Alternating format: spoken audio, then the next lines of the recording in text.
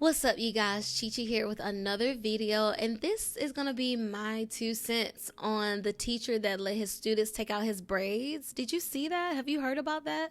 It's been all the rage on all of the social media platforms and things, but in essence, this teacher, I forgot what age it was. They looked like sixth grade or sixth, seventh grade or somewhere in there, but young girls essentially. Okay, so this teacher, he said like 10 minutes before class was over, I'm not sure what day of the week it was, I felt like it was like a Thursday or something, but regardless, before class was over, he set his phone up, he went live, he called over a select few of female students and asked them to help him take out his braids. Okay, so he allowed these students. Okay, so whether he asked them to help him, pretty sure he asked them, or I don't know if they volunteered to ask, but in essence, he allowed a select few of young girls to come play in his hair. Okay, his reasoning is because he had booked an appointment for right after class and he wanted to get his hair detangled before his appointment. So before his personal appointment, he decided to take time from his professional job and to go live with these students where they're showing their faces and their likenesses and identity is being promoted on this person's live, with God knows who's watching it, right? So now whoever's watching it can see that this child, these children are attending this school where this teacher teaches at.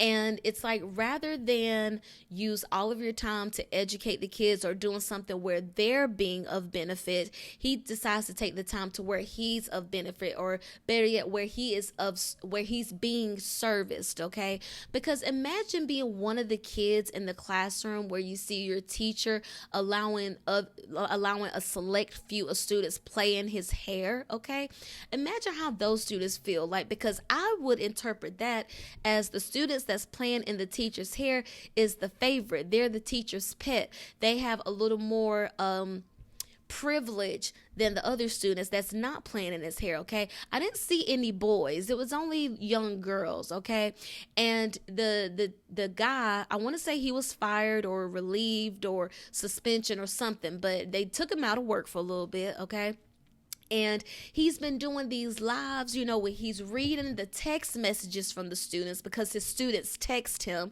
because that's normal, right? So he's reading all the messages like, "Oh, Mr. Such and Such, we miss you so much. We'll be so happy when you come back." And as he's reading these messages, he's crying and just, telling his viewers like, "Oh my gosh, they miss me so much. They blah blah blah."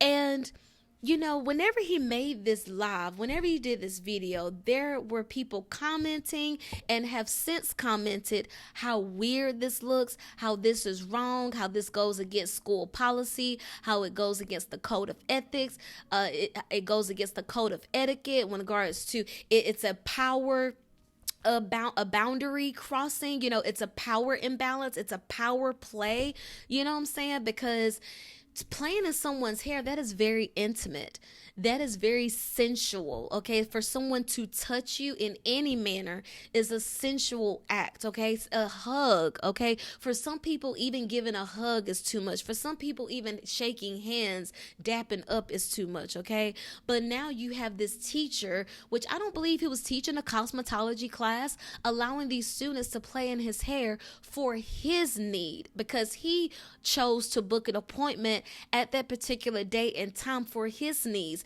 These students aren't benefit at all from this. Okay, so I guess he thought it made it better that he was on live and he was displaying, to show, what lines were and were not being crossed. But if all I saw was this person really wants to be a content creator, he doesn't want to teach these kids. He wants access to children. He wants access to children so they can play in his hair and help him take his braids out. But he doesn't want to be a leader for children. He doesn't want to guide kids. He wants to have access to kids. He wants the favoritism and the popular vote from the kids. Okay, but he really wants to be a content creator. So I say fire him and let him be who he want to be. Let people be who they are. He wants to be a content creator rather than teach kids, rather than hear from the public, hear and read the comments. Oh, this looks weird. You shouldn't do that, rather than learn from this experience and say, you know what? If this many people are saying that it's wrong, then let me learn from the situation. Let me apologize. Let me take some accountability and say, you know what? My bad. I got it wrong. It won't happen again. Take some accountability. Understand. Learn from this. But no, everything that I've seen from him has been of defense, have been of, oh my gosh, I did nothing wrong. Oh my gosh, my students miss me. Oh my gosh, they trying to keep the black man down. Oh, we need more male educators in the school system. We need more black male educators in the school system, and they trying to take me out. No, sir, your actions took you out. That didn't have to happen. You didn't have to choose favoritism in the school or in the class. Okay, you and y'all have permission to touch my hair. Okay, going back to when I was in school, I could not fathom playing in my teacher's hair, whether I'm helping them take their braids out or not. I couldn't imagine playing in my teacher's hair.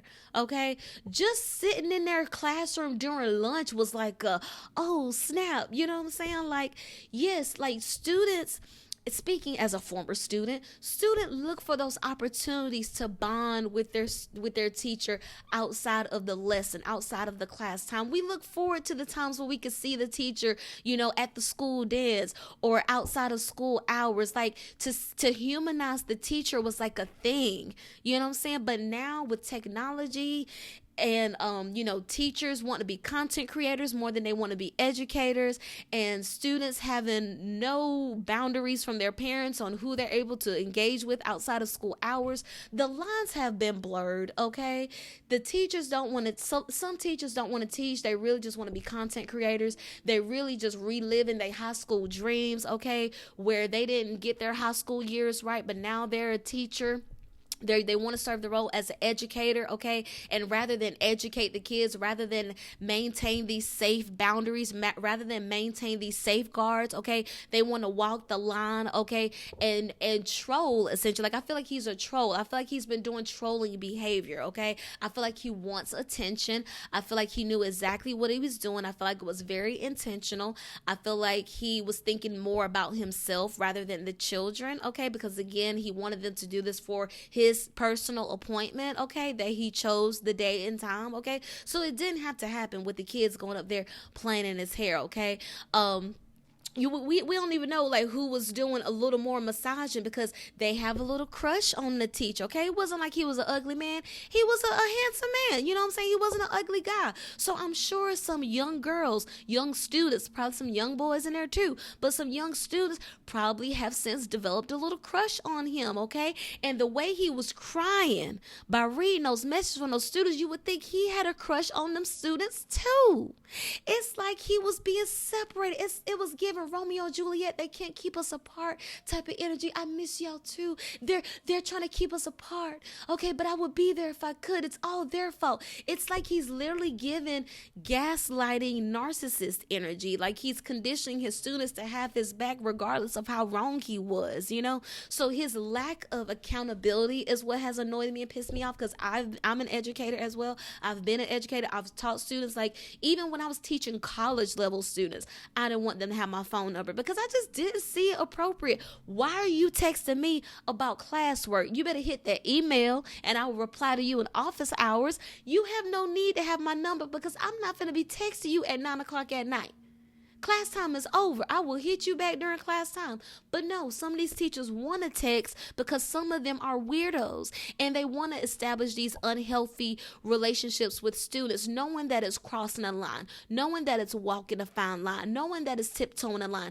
And they're targeting these students that they know have absent parents, that they know have parents that don't like them.